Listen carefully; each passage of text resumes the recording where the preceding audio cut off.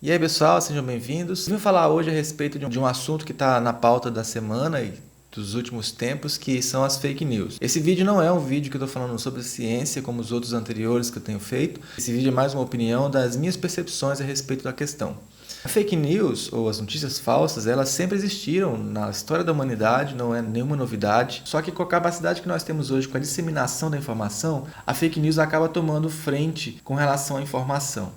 Então as pessoas recebem um número de informações muito grandes e o excesso de informação somado à desatenção faz com que a gente não filtre as mensagens que nós recebemos e, consequentemente, muitas vezes nós caímos em mensagens falsas. Obviamente, com uma leitura mais atenta e uma investigação mais apurada, a gente consegue eliminar aquela notícia falsa. No entanto, não é todo mundo que o faz e muitas pessoas não só acatam aquela mensagem, mas como também elas propagam aquela ideia. Só que eu quero abordar a questão da fake news do ponto de vista da retórica. E para isso eu vou sugerir que vocês façam a leitura de um livro muito interessante, que eu fiz a leitura dele quando eu estava fazendo uma pós-graduação em filosofia. Eu não concluí, eu não sou filósofo, eu sou da área da física, mas eu ousei entrar no mundo da filosofia, mas o curso fechou. O livro se chama Tratado da Argumentação ou A Nova Retórica, de Perelman. Vale a pena a leitura e ele fala um pouco a respeito da retórica. Eu não vou falar do livro propriamente, mas eu vou falar das minhas percepções com relação a fake news e a utilização das fake news como uma ferramenta retórica para a manipulação de massas, para convencimento do meu argumento, não do meu, mas do argumento daquele que envia a mensagem, que quer convencer os outros de que aquela mensagem é verdade, para convencer os outros de uma verdade que é estabelecida entre aquele que emite a mensagem e aquele que recebe a mensagem. No pensamento científico, a gente estabelece verdades dentro de um escopo de evidências. É uma série de fatos que são analisados, passíveis de reprodução em outros ambientes que são controlados também, e a partir desses fatos a gente consegue desenvolver uma teoria. Mas do ponto de vista retórico, uma verdade é estabelecida não através de fatos, mas através de um acordo que é estabelecido entre aquele que emitiu a mensagem, que é convencer, e aquele que recebeu a mensagem, que talvez possa ser convencido. Uma vez que aquele que emitiu a mensagem convence ao outro de que aquilo que ele disse é verdade, aquilo ali passa a ser um fato. E aí entra a fake news como uma ferramenta retórica para convencimento de massa daquela proposta que eu, o emissor, tenho para os outros.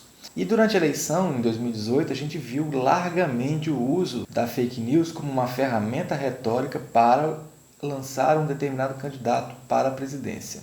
O problema da fake news, não somente na eleição, mas em vários outros aspectos, é que quando você tem um opositor e você tem uma plateia que precisa ser convencida de que você está certo e o seu opositor não vale a pena, você vai usar N argumentos. A fake news entra como uma ferramenta que é utilizada para a manipulação dessas pessoas para o seu convencimento.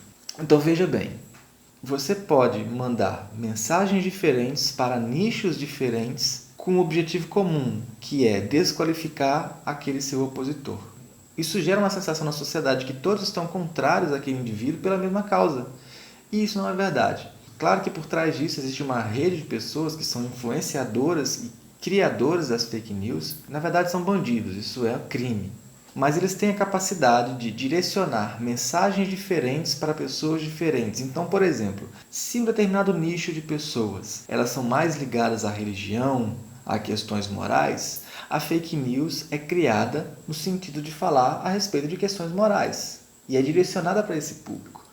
Mas se você quer convencer um outro público de que aquele seu alvo não vale a pena ser acreditado e que você tem a razão, você vai criar uma outra mensagem para um público. Por exemplo, se o público for ligado à economia, você vai criar uma fake news associada à economia e direcionar para esse público.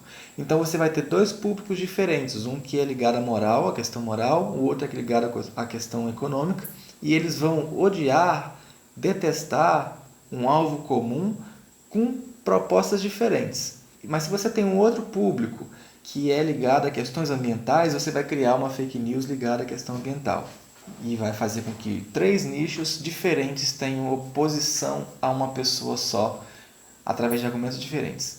Isso faz com que fique inviável que o seu opositor consiga dar respostas a essas pessoas. E vai acontecer duas situações. Primeiro, ou o opositor se cala porque não tem como responder aquilo que é mentira, você não consegue responder coisas que não existem, então você se cala. A percepção geral das pessoas que veem você calado diante de uma informação que foi dita sobre você é: quem cala consente.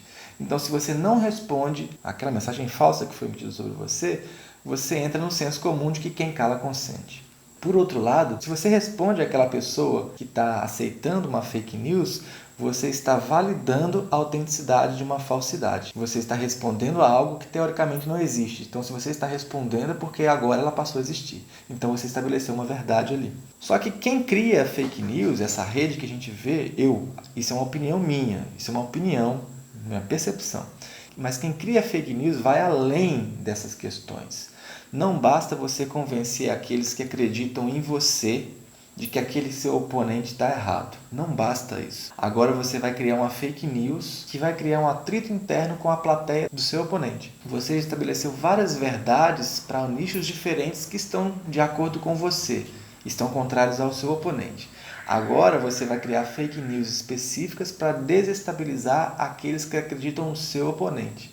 E aí você desestrutura internamente o oponente a ponto dele ficar sem poder responder. E é isso que a gente viu nos dias de hoje com o uso da fake news pela extrema-direita na sociedade brasileira. Mas isso não é somente na sociedade brasileira, isso foi a nível mundial. Alguém conseguiu transformar a fake news em argumentos retóricos. E aí entra um outro aspecto da fake news, que é a má educação e a falta de investimento em ciência. Sem educação e sem pensamento crítico, é muito mais fácil de se propagar fake news.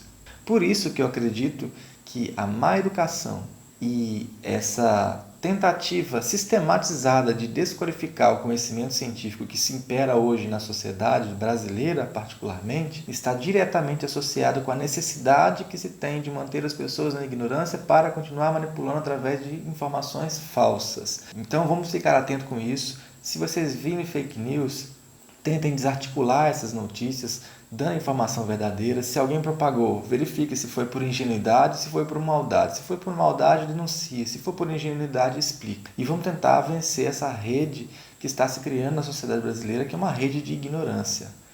Até mais, era isso que eu tinha para dizer.